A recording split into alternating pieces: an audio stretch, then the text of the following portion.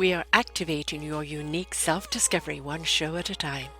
The Orchard of Wisdom Self-Discovery podcast are at your fingertips, just waiting to inspire and invite you in discovering just how awesome you really are and how to navigate through life in joy, enrichment, personal abundance, in mind, body, spirit, heart, and soul.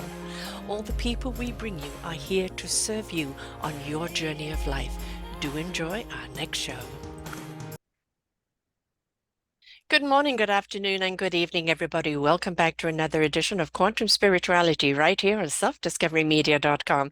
I'm your host, Sarah Troy, and my guest is Repeat Michael Horn. This is our third show together, and we've been talking about quite a number of things alien. We've did a show on his dedication to Billy Meier's all the information to do with that and his UFOs, all the research that he's done, and all of the authorized stuff that's out there, the factual stuff. And he is a connoisseur on that. And our first show is on that. We covered it a little bit on our second show as well. But we also talked a great deal about what is the alien consciousness? Are they here to intervene? Are they here to guide us? Are they patiently waiting for us to grow up? What is that interaction if we're going to have any? Do they just choose a few to interact with us? We talked about that in part one, and in part two, the conversation continues. So welcome back, Michael. Thank you, Sarah. Nice to be back. Nice to be discussing this topic with you, of course. Excuse me. And yeah, there's an awful lot to consider in this material. So wherever you want to go, let me know, and we're going to. Well, we can highlight a little bit, invite people to go back and listen to the other shows because it really is a lot that we unpack. The reason we're having a part two here is because there's so much more conversation to have. But let's kind of recap a little bit where we talked about, what is that alien consciousness? A lot of people, is it the green man? Is it the gray man? Are they here to eat us? Are they here to take us over? Let's just do a little recapping on that and kind of set the stage for where we want to go. All right. And in terms of recapping it, let me also insert a bit of maybe new information for a lot of people and into our conversation as well. What we didn't go into, what I did not mention at all, is that this whole thing about alien life, extraterrestrials, and all of that, the true history, according to the information in the Meier case, about human life in the universe and the comings and goings to our planet Earth over millions of years, it puts us in current time in a very different perspective. We think very much in terms of the conversation that's conducted publicly, and people discuss about so-called aliens and do they exist, and what about who's come here and all the rest of this stuff. The thing is that in where we are in the history of extraterrestrial / alien human life and terrestrial Earth life is, we're nowhere near the beginning of when this happened. We are in a place where the thing that is also withheld from people everywhere is the true history of humankind. And and the true history, again, I'll say it one more time so people know my reference point, is the Billy Meier material, because this we've established, and as you said, we've done a couple of shows, people can easily confirm for themselves that this is authentic. And that in and of itself makes it, if true, again, for everybody to determine, that would make it the most important discovery event, true story in all of science and human history. We know nothing about this. Right. So-called UFOs and extraterrestrials, this is basically entertainment for people. Yes. It's something for people to get, dabble in and move on to the next thing. Because we, as a mass population, cannot grasp this. We cannot come to even understand our place in the cosmos vis-a-vis this story. So if without my trying to even fill in a lot of that, which is, there's a book out now that fills this in so beautifully. And people, if they want to know more, they get the book called From the Depths of Outer Space. And you get a very different perspective that makes sense. Yeah. Right? So what Not we have, science fiction, science fact. yes, very Mm-hmm. much an historical fact in historical fiction. Most of our history is fictionalized. It is Mm, distorted. We know nothing about the real events and the real people and all of this. Yes, in some cases more than in others. But in this, approach that we're taking now to understand, we are coming in, it's sort of in the middle of the story, if you will. mm-hmm. We have a man who for 80 years has been meeting face to face since childhood with human beings like us Mm-hmm. from another star system. And it's Right. just that they are far more evolved.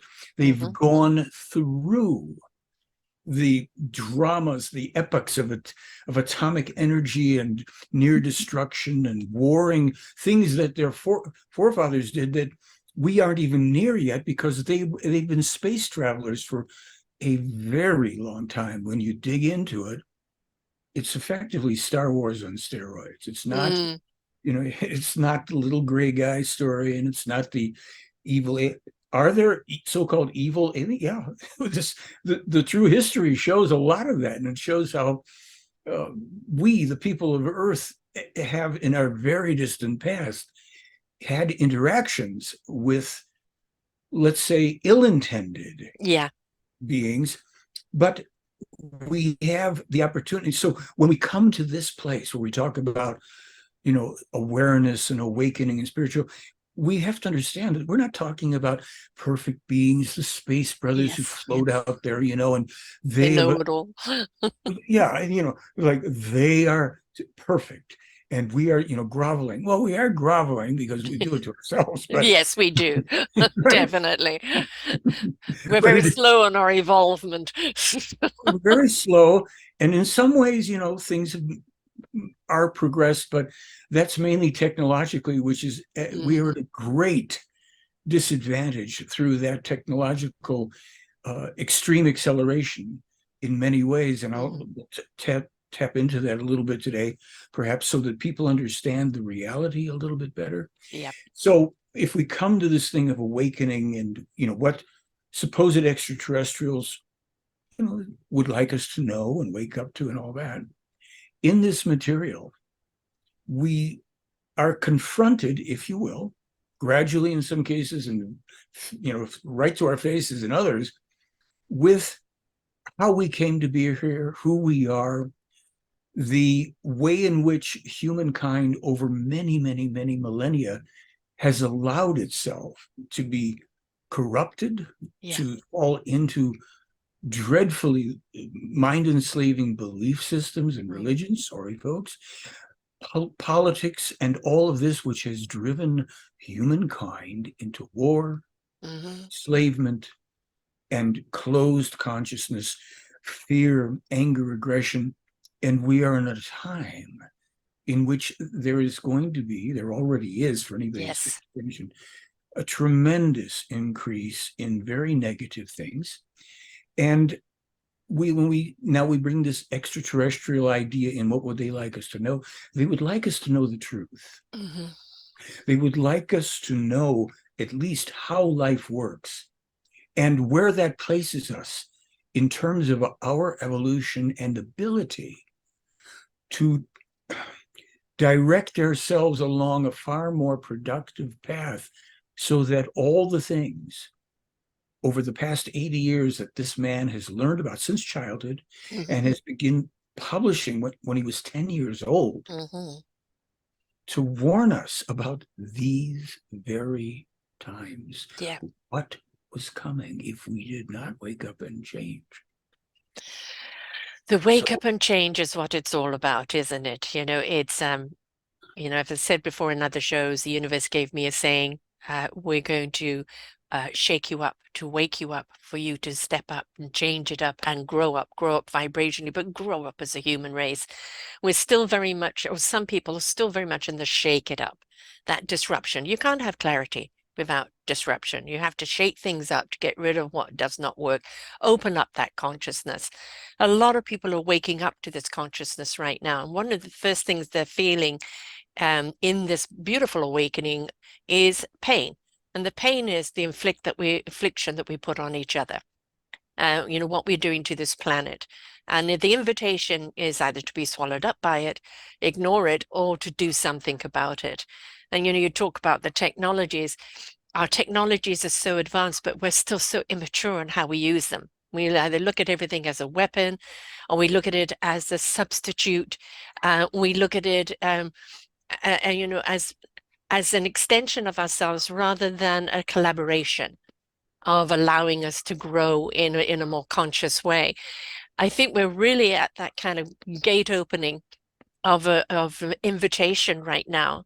I'm hoping that we're being encouraged or cheerleaded or even guided through this next phase, because this next phase has to happen of this higher consciousness in order for this planet or this species to even survive. Well, there's a lot to consider there about the awakening and about whether we're being encouraged or led or anything. In terms of this material, we want to remember that Meier has been, as I said, since 10 years of age, been putting it out into the world, locally, regionally, with the help of school teachers. It was sent around the world, and he's continued to do it. So I'm going to, without wanting to sound pessimistic, because there are some realities to contend with here, I'm going to say that we have been given all that we need. Yes. Right? But in fairness as well, this material has been drastically suppressed and manipulated, censored, attacked. Now you can go online and drop in any number of words: alien, extraterrestrial, Buddhism, Pleiades, stars, and you'll get pages and pages and pages, just endless stuff. But Billy Meier's information is usually pushed way down in the search engines.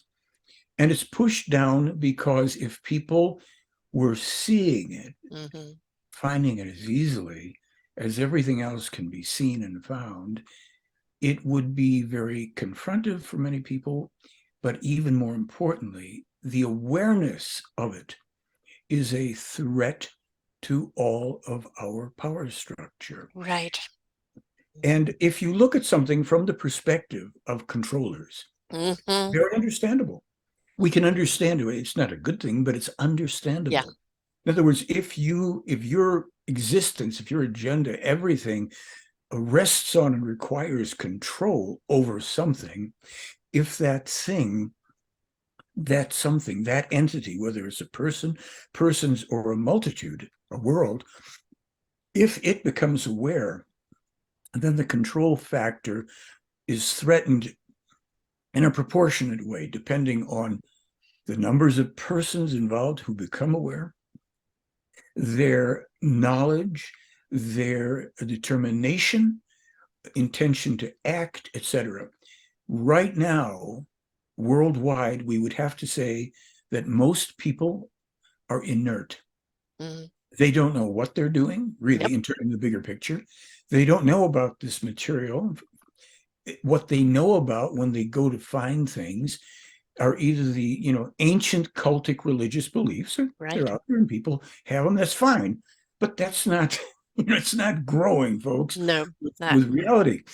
This man Meier, as a 14-year-old boy, he published all the warnings, and he's continued to, about unnatural man-made climate change, global warming, every facet and aspect of damage to the environment, to the climate, and what would come. And a real buzzword, starting back then, a buzzword that just makes so many people averse, and that's called overpopulation.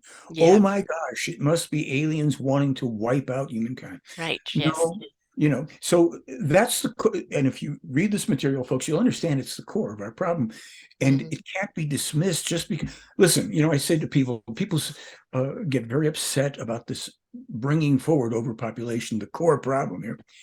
And I say to them, well, when you are worried about that, because there have been very demonic people in history who wanted to wipe out everybody. Yeah. There are people now we accuse them, this is their agenda, whether it's Bill Gates or someone. I don't know that that's Bill Gates' agenda, but there are powerful people Yeah. that do want Hmm. exterminations. However, I use the analogy. I say Adolf Hitler, the biggest horror story in human Hmm. history, in competition, let's say, with Stalin and Mao, he was a vegetarian. Yes. So does it make all vegetarians into mass murderers? We have ceased some time ago to be able to think and think independently. Right. So it's a very Yes. simple thing. You have a container, you have a vessel, a terrarium or an aquarium. You put let's say, your nutrient foundation, which is earth for a terrarium and water for an aquarium, and then you put, in the substances, the soils, both of them require some sort of soils, little organisms, whether it's fish or things start to grow Hmm. in finite space. Hmm. And they will grow and grow and blossom and be very nice until they hit a certain point. And then everything starts to become contaminated, poisonous, dies off, shuts down, and it's gone.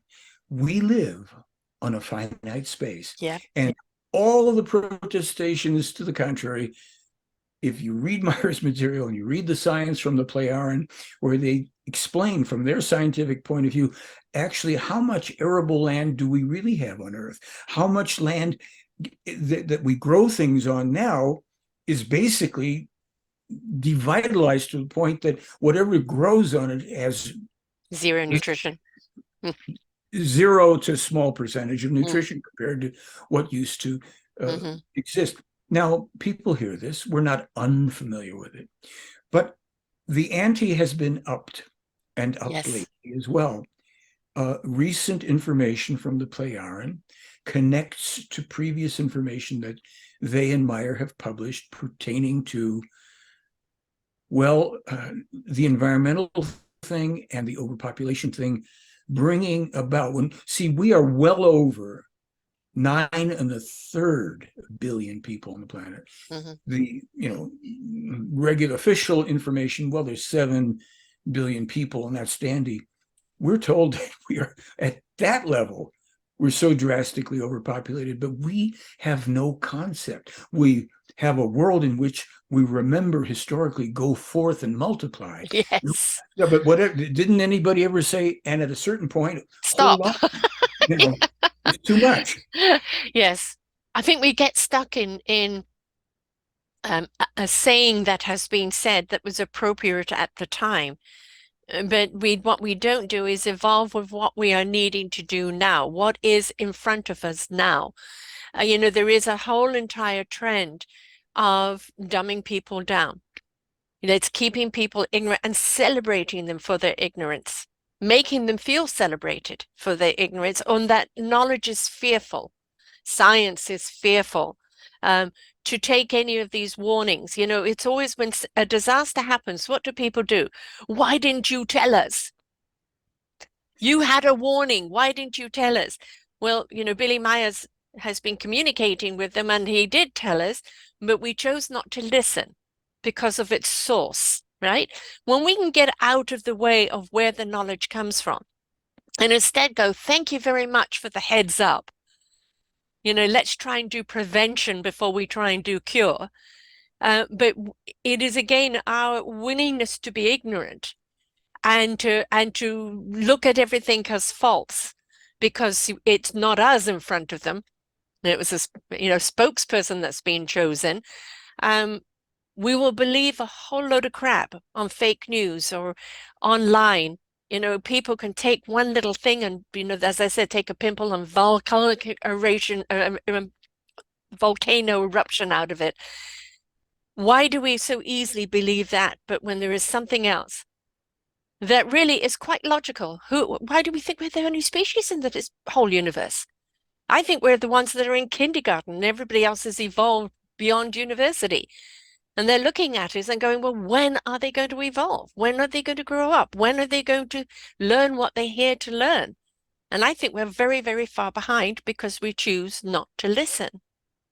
Well, it's interesting you say that. I put out a film in 2014 called "And Did They Listen," Hmm. with lots of Meier's prophetic information, including about what's happening to the United States now, where we are. We're on a verge we're on a verge of great civil unrest, which he's began foretelling in 81 and 87. We're on the verge of let's say, a loss of superpower status, if people want to know the truth about it. Now, I'll fast forward a little bit up to 2017.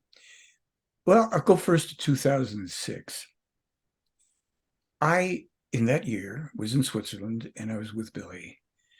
And I asked him kind of out of the blue, I said, Billy, was the Iraq War fundamentally about oil? Hmm. Well, no, fundamentally. He took my word and he fed it back to me. It's about your dollar. And Hmm. if things go a certain way, you may as well roll cigarettes with your Hmm. paper money. In 2017, he put out another document with prophecies and predictions, two separate things. Prophecies, things that are warnings, predictions. It's a certainty. It's not a changeable. The prophecy is changeable. The prediction is ironclad, 100%. And he didn't necessarily distinguish for Hmm. our benefit in there, except he mentioned a lot of things. He did mention the fact that in the future, there would be some nefarious attempts through genetic engineering, which isn't all bad, but Hmm. it would be used in this case to create viruses and diseases Hmm. and, utilize medicine, if you will, to do terrible mass cullings. But it was not, I won't get into what we go through now and where that originated and who was behind it. I'll leave that.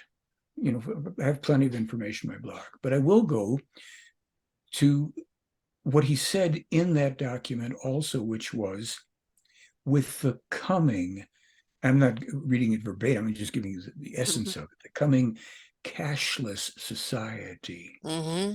the world global financial collapse. And one of the consequences of this, both internationally, and he even specifically mentioned America, he said, the American people will be dispossessed.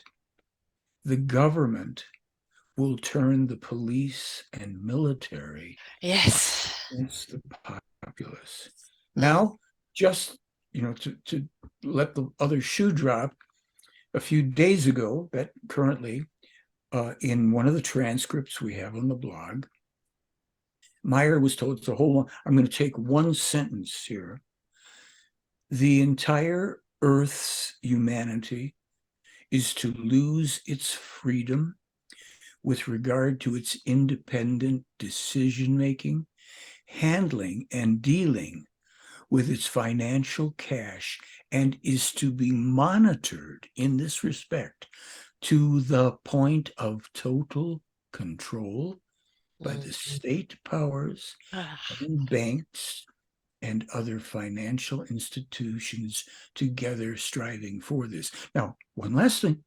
This echoes what Meier said, in essence, in 1958, when Hmm. he predicted that they would then, 58, we're talking, 65 years 4 years ago, ago, yeah. um, there would be a worldwide attempt to biochip every man, woman, and child on the Yeah. planet and Already to beginning. control it. It's Hmm. going to be done with the banks. You're going to have all this stuff. It's underway. Yes. And as Meyer is told in this transcript, the people of Earth, unfortunately, show themselves so far to be too stupid Yeah. to understand what's happening to them, what's going to be Hmm. done to them because they're passive and Sheeple. intelligent. Yeah. And at the same time, there's this passivity, Sarah. Hmm. We see an exponential increase in something else that Billy predicted back in 58 and a little bit before, and that is the insane increase in the violence that comes in the society, within families, killing off family members, the crimes that children, women, and children are subjected to, which have always existed, Yes. but are now just proliferating everywhere. Children becoming hardened criminals at the youngest ages. There's a child. 6-year-old shooting her teacher. Yeah. And the Yes. teacher is now suing the school district because apparently they were warned 3 different times about this child and a gun. I haven't read the whole thing yet. Mm. I saw some of it. But the point is, we come back now. How could overpopulation possibly be, connected to something like this? Too many of any living things together creates strife. Yeah. It creates conflict. It imbalances the psyche. We are pressed upon from too Yes. many points. Yes. So if people, this is where I come back, and I actually want people to get away from the idea that extraterrestrials, particularly are going to try to guide us or give a hoot. Yeah, sure they do, but they understand these people. They have hundreds of thousands of years of Mm. history, getting to a place 52,000 years ago where they were peaceful.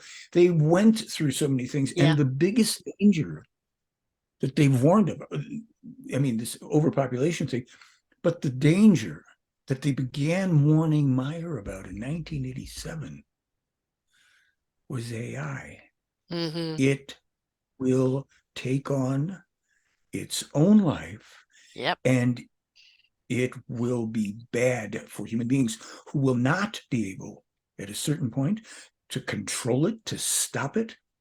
And there's already indications that let's remember this AI is created by human beings, Yep. and not everybody who's programming this is an altruist and a lover of humankind.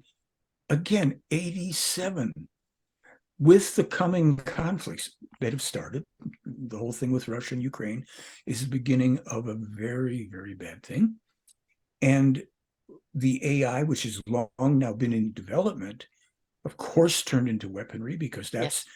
the primitive Earth Mm-hmm. human consciousness. Unfortunately. We're Mm-hmm. not the only ones that are into, Yep. weapons and using tech for weaponry. I mean, everybody out there isn't perfect and peace and love, but we are the ones who are concerned. We should be concerned with us and our own future survival. That's the reason for the Meier contacts. They know Yes. about their own forefathers who were here acting Right. as Don't guardians. repeat our history. That's basically the message, right? Don't repeat our history. Well, don't Learn repeat the from it. worst of it. Yeah. Yeah. I mean, you talk about technology and you think about how this little thing called the phone has taken over our lives. Everybody was scared of robots and AI taking over. It already has. You're a slave to your phone. You're a slave to social media. You're a slave to being on call every second. It's already taken you over. And it just seems to be our will to control ourselves or limit ourselves or conduct ourselves in a different way. It succumbs, and it's like, where is our strength? Where is our courage? Where is our common sense? And I, don't often understand why we battle so much with that. When we know the things that aren't good for us or the things that aren't good for society, we know that, hate, violence, it just begets more hate and violence. It's a constant cycle. And that, forgiveness and rising up above and being a better person within is part of the solution, part of that higher consciousness.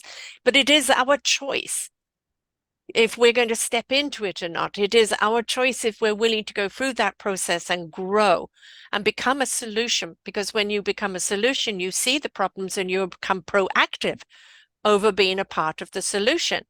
And if every single human being decided, I'm going to be a solution rather than a problem, we would address these things and we would go about saving this planet. But when we've got still so much ignorance and so many people still pulling the strings, and let's face it, fear sells. Fear Mhm. sells. It's a form of control.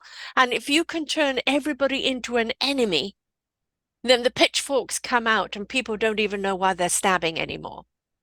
They don't.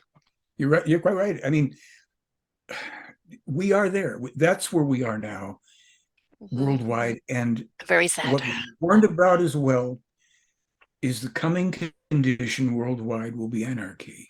Mhm. And that means that what we know as any form of stability, system organization, reliabilities, all of this starts to break down badly. It's in process.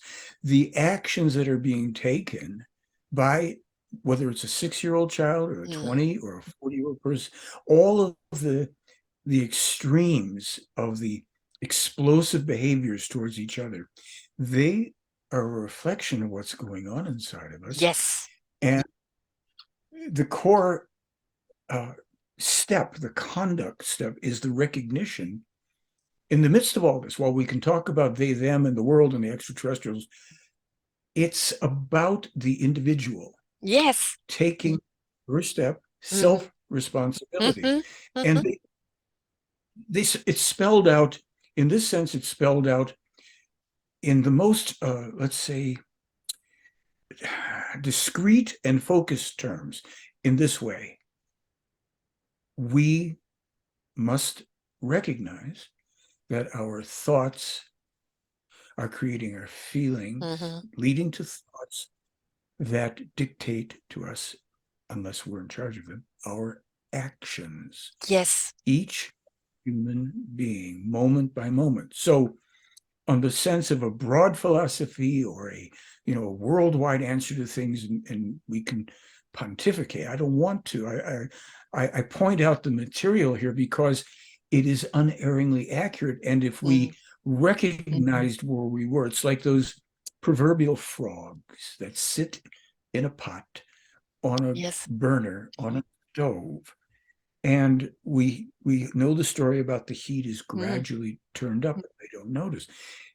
My version of it is the frogs, the humans of Earth, reach out and keep turning the heat up on them ourselves Yeah. because we don't understand everything is proceeding. Now, like you said, the way technology controls people and all the social media, the communication tools, the phones and tablets, computer we're on. This is an unrelenting bombardment. The preoccupation, it's hard to deal with because we do work.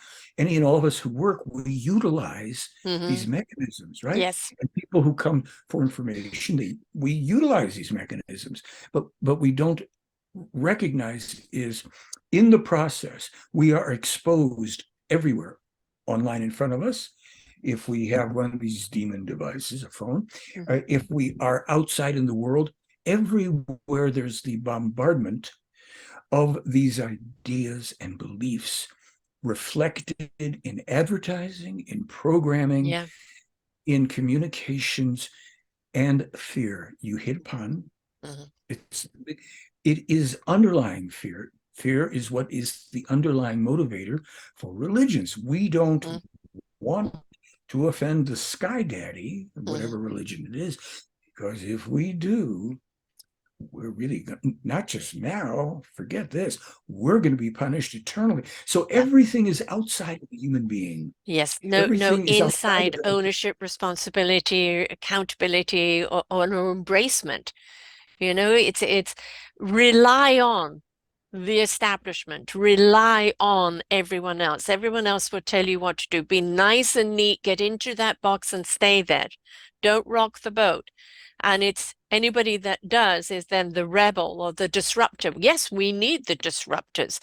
Again, not with violence, because violent will only then raise and invite the violent. And then we forget the message.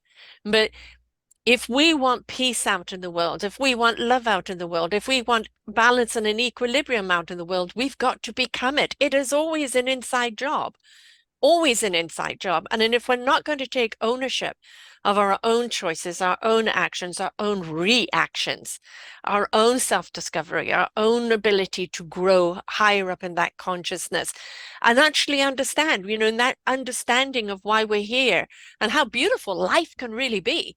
the experience we're really meant to have in that higher elevation.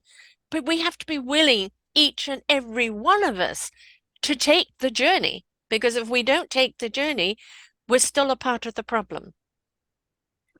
There's no arguing. Now, our job, we still, so we play tennis. What we do, we bat that ball back and forth across. And what we realize, and I would say what the people who watch your show, who are interested in Billy Meier's material, we understand that when we bat the ball, we're just volleying because we're not competing and Right. we're not opposing. So there's nothing wrong with that idea. It's like the dance, the communication, the affirmation, the building up of affirming this is what is, this is the reflection. We can perceive the outside world, and we know that it is the inside world that's going to, change the outside, never Yes. top down from the outside. No. So Inside out. it's the inside out, and it's, again, self-responsibility. So while we say things and people watch, then, it's like, probably, people very often ask questions about why does this happen, why that, and I think that for, 3-letter alphabet agency questions, HOW is most often more important than WHY. Yes, if you understand cause and effect, you're going to figure out why with so many things. Well, this happened and that led to this. So how do we, how is almost like, in a sense, how now? How do we now change and shift these things? And yes, we can, I can certainly tell you that I know of no better teaching and instruction than what's in the Meier material. And you can find these things can boil down to things without self-responsibility at the core. It doesn't matter what you study, you got to realize we don't take Billy's material, for instance, as a belief system, because it's more like a science. More like a warning system, right? I'm sorry, I missed that. A warning system. A warning and an instructional that you have to test it to know whether or not it works in you. Each individual has to. And so thereby, like-minded people, and that means anybody, let's start with the premise, anybody that understands that they are responsible for their own life. Yeah. And they want to go, it doesn't then matter whether they are familiar necessarily with Meier's writing or however they got there, and they go, this is my gig. I wrote a song in 1981, I'll be my own hero, and all this. This is where, and it doesn't mean heroic in the sense of you have to run out and the sword and the cape. Yeah, exactly. No, you encounter the obstacle, that inner opponent, outer, and you master through, go through the process. Yeah, exactly. So the people who are they are visiting you, they're visiting me, they're participating in our we have an online international meeting once a month. Anybody can participate in that, or you study a book, and then it is the ongoing responsibility day by day. Because when we come to speak about these things, let's face it, we can almost say the same thing every time we meet, or anytime two people get together. How's the weather? It used to be now. It's like, we know the weather. It's, storms all over the place. And what are you going to do? So it's now, how did you survive it? Not how's the weather. Did you survive that storm? Yes. What did you do? And so, like just right now, let's just take a fundamental element that it would be wise for everybody to pay attention to. It doesn't matter what you study. Preparedness on every level, whatever it means to you. It's like a physical preparedness with food, clothing, shelter, water, a relationship preparedness, where interconnected to people of like mind, people that want to help each other. Yeah. Collaborative, cooperative, healthily Yeah. interdependent, Yeah. codependent. Village, go back to the village, village mentality, where everybody's responsible for their own contribution, and that village is only as strong as everybody's contribution, right? Yes. And it's funny you mentioned, I'm going to make a note of that. Village. It's a good word to put in there. It is it is a village. It's not, in my opinion, it's not the way one of our former first ladies envisions things, where things are getting turned over too much to government and all this. It's the village concept that, people often speak about, a tribal, a Yeah. village. There's different iterations and evolutions of these kind of concepts where they, sometimes the word tribal conjures up primitivity, Yeah. all, ritual superstitions, where let's just say, if we're speaking village tribal or Mhm. village group, we're Yeah. Or talking community. community. Hmm. Community. And a community can exist within a community. Within, A yes. community. Yeah. Yeah, I mean, we can have communities within the community, overall community in which we live. We have a small community of like-minded people, Yes. people who, want to assist and everything like that. You So, support each other and lift each other up, and you're in discovery of what is possible. What can we do? How can we come together to do it? We want people in that frame of mind, in that conversation. We know what the problem is. What can we do about it? What do I need to do? What's my contribution? How collectively can we come together without egos? Without egos, really listen to each other and understand what each one of our instruments is for this particular orchestra, and understand there's only in harmony that we're actually going to play something that anyone's going to want to listen to. So collaboration is huge. And the village mentality, when you had the village, the entire village raised those children, every child out there, everybody looked out for it. We don't have that now. Nobody pays attention to anybody out there anymore. We've become so insular and me, myself, and I, and shut off, that we're hurting ourselves. We're feeling more depressed and more disconnected and more pain than ever before. And that's because we're not a part of something. We are a species that's meant to be our own beautiful essence of who we are, and who do we share it with, that where it can grow abundantly, not destructively. We've got to leave destruction out of the way.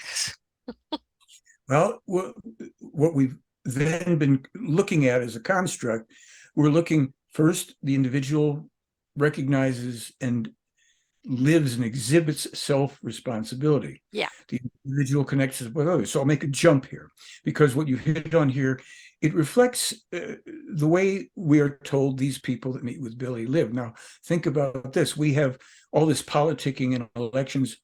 One of the interesting things, or a couple of them, are when they as a society have to make a decision about something, a vote, if you will, they are given 30 minutes to think about it. Of course, it does reflect the idea that these are people who are in communication, are in touch. So it's doubtful that 99% of the things that will come up are sprung on them. It's more like, now we're bringing forward this that seems to be Decision time. Mm-hmm. a decision time. Now, unless every person voting in their society agrees, Mm-hmm. they shelve it. Mm. And they look to see where the weak points were, and they take the feedback. And if they bring it back, it only passes when there is 100% Unison of this. Yes. Now, this is a society that no longer works on money of any form. Mm-hmm. And yet everybody has what they want. Now, Yes. It's not like a communism where there's a No. hierarchy Right. of elite. What it is that every person is required to give 2 hours a day of work to the betterment of the society, wherever they want on the planet.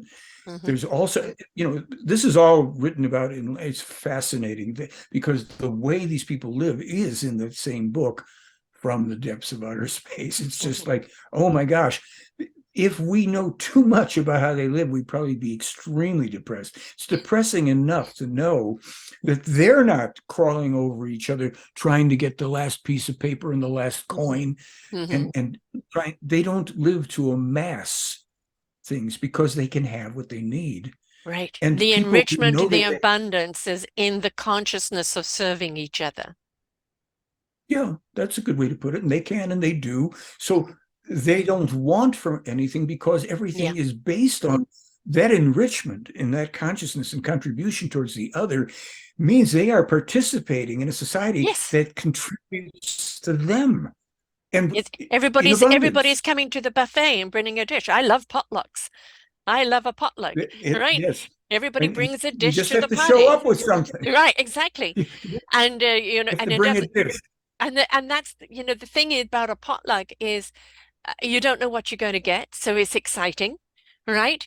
It might not be everybody's cup of tea, but it will be somebody's, but it means that everybody has contributed. And then there's the celebration, what everybody's contributed, and everybody feels that they're a part of something. But we also get to dive into trying new things that we wouldn't have tried otherwise. So, I think the potluck mentality of this is my contribution, this is my ingredient, what's your ingredient? Let's make a dish that, is going to please everyone.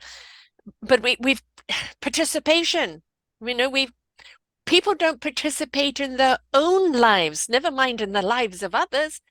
They're constantly living on the outside. Fix me, help me, download an app, headline me, heal me. But that's again the inside job. You've got to participate and take ownership over yourself. What's happened to you is what happened to you. Everybody goes through life with some shit happening to them. That's the way life is. What are we going to do about it? Are we going to become stronger, more courageous, find our abilities, find a way that now we can help others that are going through it? That is what the process of life is about. And when you step in there and you become stronger and you step into that consciousness and you want to, from a place of love, from a place of heart, really want to be out there and serve and contribute, now you truly have the true enrichment and abundance of a community that really is there to serve one another, not an agenda of who's going to get rich at the expense of another, but everybody being enriched by each other's collaboration. And for us on Earth, that would be an ideal to manifest. Well, I'm Differences, pushing. right? But so if you're in a society, it's like if you're a frog, or any other creature sitting outside of a pond and you see the fish are living in that reality. Yep. If you want that reality, you have to get into the pond. Now, one of the things that's so interesting about the teaching in this case is that while we know these things, these are some of the big blossoms and bullet points of what the picture could be like and what it may be for people. Another fundamental perspective, which puts it down on an unfamiliar level for a lot of people, is a neutrality, meaning when we grasp that we are solely responsible, we take self-responsibility for everything. That means that it is going to be very important that we are able to see things as they really are. In the moment. We, moment by moment, because another element, let's say, we'll call it the third one for right now, is that we are constantly 24/7 controlling our thinking. So we can mix these are almost like refrigerator magnets, how they interact and relate to each other. So we've decided we're self-responsible, and now we look at things with neutrality to see what they really are, not through the filter of liking or not liking things or preference or aversion. What is it? Now, it's a tall order, quite frankly, when we are going through something personally in ourselves, health-wise, emotionally, and name it, financially. All this stuff starts running out the window before we can grab it because we are oftentimes as human beings, we don't have a control. Yeah. And so control isn't always to grasp these things, which is contractive. Control seems contractive. Control also requires some expansion and allowance. Allowing. Freedom, right? A freedom for things to be as they are. Yes. We may see clearly and make our choices from a nice, relaxed, and informed perspective.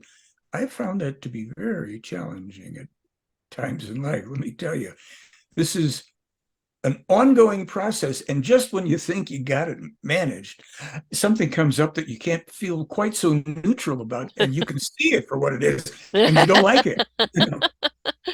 But it's So, okay. It's okay to have those emotions. The whole thing about emotions is you're reacting to something in the moment. The question is, ask yourself, why are you reacting? What is it that there's an aversion for, or causes anger, or makes you overjoyous over? It is, what we are doing as a society, instead of looking at the emotion, we go, I'm angry. Okay. And now you actually are feeding the anger, not what you were angry at. You've become emotional about the anger, and the anger takes over.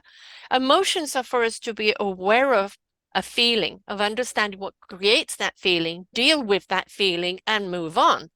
But we've chosen to become so emotional and reactive and not responsive, but retaliatory, and attacking something. But if you look at the people that are out there fighting amongst each other and you go to, but what was the core problem? They can't tell you because they've got caught up in the emotion, in the tornado, and they've lost the reasoning. And the core is still, upset because nobody's paid any attention to it.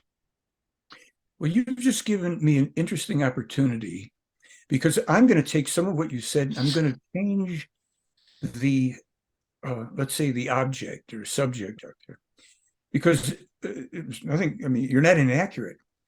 But now what happens, like I was just saying a moment ago, you know, you get something handled and then the next thing comes up. So if I say, instead of saying what happens when those people out there, which we externalize it. Now, what does it take to say, I encounter this thing, this situation, and I'll come back and say emotions. Meier's distinction is the emotion is a suddenly arising, basically uncontrollable thing that expresses A reaction. explosively. Mm-hmm. Right. And but it's different than the feeling, because feelings we can understand where they come from. We can grasp. We can often control them. Emotions If we choose to. have an uncontrollable element Right. to them. So Right. if I But we say to myself, become emotional over reactive over the emotion. That's where we lose control. yeah, well, if we've gone so far as to lose control emotionally, and Mm-hmm. like you're saying, the next thing could be that we lose control over a reaction, which is still emotionality. If the best thing we can do is to notice Mm-hmm. what's happened, I notice this, and before I'm going to externalize it Yes. and blame it on somebody else Mm-hmm. or on the situation, I'm going to recognize and own, okay, I went out of control here. I may not have, run around the room breaking things, but I had a out of control whole situation here and now that I see that, now I'm going to work with it. Now I'm going to Take a breath. Take a breath. take a That's breath, really and I'm going right. to Yeah. recognize that I have this issue Mm-hmm. currently, and But that's how. ownership. That is ownership. And that's what we're asking people to do. But instead of owning it, they either it's the self-persecution or someone else to blame. And if we Yes, could but get out of the blaming and not even the persecution of our reaction, but just own it and go, okay, I need to be mindful that I'm reactory on this. I need to be mindful that that's a button that gets pushed and to make sure that that button doesn't lose control. yes, so if we understand this term neutrality, which is, honesty, it's a neutral positive state. And if we can go into that recognition and see, and because as a human being, I'm defensive. That's one of the things Yes. I defend. It can't be me. I'm perfect, right? Yeah. So we're not alone in Mm-hmm. having these imperfections. We're not alone in having the problems. And shame is often for people Oof. connected into it too. And they Yes. want to protect against admitting something because they feel ashamed. Mm-hmm. It's all, we feel this. It's not, for anything I've said we or they, I can say me and I say Yes. I. because Yes. that's our truth. But it's So part of that human nature. We hope that that you can be enjoyed the against show. us, Find all and of that our we need shows to on be aware of, that does not selfdiscoverymedia.com serve under us. podcasts But or it is part of self-discovery human media nature. shows. It's And just for not all a our very current productive shows, go side to of us. What's New. We are supported so by you, the perhaps audience. You will see a when nice our big shiny next blue button for one-time conversation, donations, we or can follow us dig on into it a little Patreon, bit more and as you will well, be able quite to possibly, support us there. and any other We things. enjoy But bringing you it is, such wisdom. it's the And food the for next show will thought be up in just a about moment. self-responsibility, Yeah. seeing things as they really are, having the ability to have a neutrality, neutral to positive, so that we can choose from the best place what we do or what we don't do, what we maintain, what we get rid of, and we relax a little bit more, which is one of the Become keys to the whole. present. Become present with self. You're in the now. And actually, that now is neutrality. You're neither moving forward or backward. You're just present. You're in that moment. And in that moment of calmness and alignment, where you're meant to go next will be presented. But it goes from a calm space of rationality rather than a retaliation. But we have to recenter ourselves, and that is take a breath, take a few breaths, go for a walk, shake it off, come back, center yourself. And in that centerization and that calmness of yourself, you see things for what they are. And you know that I don't need to react to this. I don't even maybe need to respond to this. Right? I am just a need to just move forward to a step that is more favorable. Therein are options that you've expressed that can apply. And it is from that place that we are invited, if you will, to live our lives on a 24/7 basis as best we can, because it's evolution takes a long time. Evolution does take a long Thank you. time, and being a person that is hypersensitive to what's out there and just really kind of finds it extremely hard being a human when humans are just so cruel to each other. But I also know the experience and the essence of a human being when they choose to come from a place of heart, when they choose to come from a place of kindness and love, where that creativity and that support and that community really does step forth, and how enriching that is. Energetically, vibrationally, productively. There's so much creativity, solutional creativity, not destructive creativity, that is created in that space. And it's a space that I choose to live in, and that I don't know in my lifetime if I'm going to see. I know the shift is already happening. I know already, and this is the reason why there is so much complaint from people right now of wanting to hold on to the past, is because of that invitation to rise up into that consciousness, because that volume turning up, not everybody likes the feeling. Because the first feeling you're going to have in this higher consciousness is just how mean we are to each other and how much it hurts. And we have to go through that. Self-forgiveness, I didn't know any different, now I do, what am I going to do about it? And then choose to rise up to that more collective of where we are at one with each other, but as an individual who is contributing. The orchestra isn't made up by droids. The orchestra is made up by everybody who has expertise with their instrument. They have great music and a great conductor, but they've chosen to come together in harmony. That's how I look at life. I'm trying to create the orchestra. So, the alien aspect that we're talking about. Mm-hmm. I was just going to say, I thank you for this opportunity too. I must run around again today and do things, and I hope we will. Oh yes, no, we'll have another conversation down the road for sure. But people may go, well, where's the, you didn't talk about the little gray men or the green men, because that's not what it's about. It's about the influence that they've given to certain people, like Billy, as a warning, as a template. Look, we've been there, we've done that. We're trying to help you, just like I am with these shows, trying to help people instead of falling into the Grand Canyon, just the potholes, and learning how to get back up and move back on. And if we do listen to the wisdom from those that have come before us, no matter what species they are, we would prevent so much pain and anguish that we impose on ourselves. But until we as individuals rise up and take that ownership, we're going to keep going on this destructive path. So yes, we have to come back again and to another chapter on this. In the meantime, people can get hold of you at theyfly.com. They fly. And you have That would be theyflyblog.com. That's Okay. more material, right? Right. And also, and did they listen? In fact, all they have to do is just put in Michael Horn on selfdiscoverymedia.com, and all three of your shows will come up with all of the information they need, all of your books, the movie, the everything. And it's really, really easy then for them to find everything. And I encourage people to go back and listen to the others, because although in a lot of ways you're coming more from almost the science of what's been proven and said, you know, that spiritual consciousness of rising up, we're talking the same thing. We just may use different words, but the point is we really need to take ownership and start being the solution and stop being the problem. Thanks a lot, Michael. Thank you. Looked forward to having you back on again for that next chapter of what can we do about it. Until next time, folks, remember, it is up to each and every one of us. Bye for now.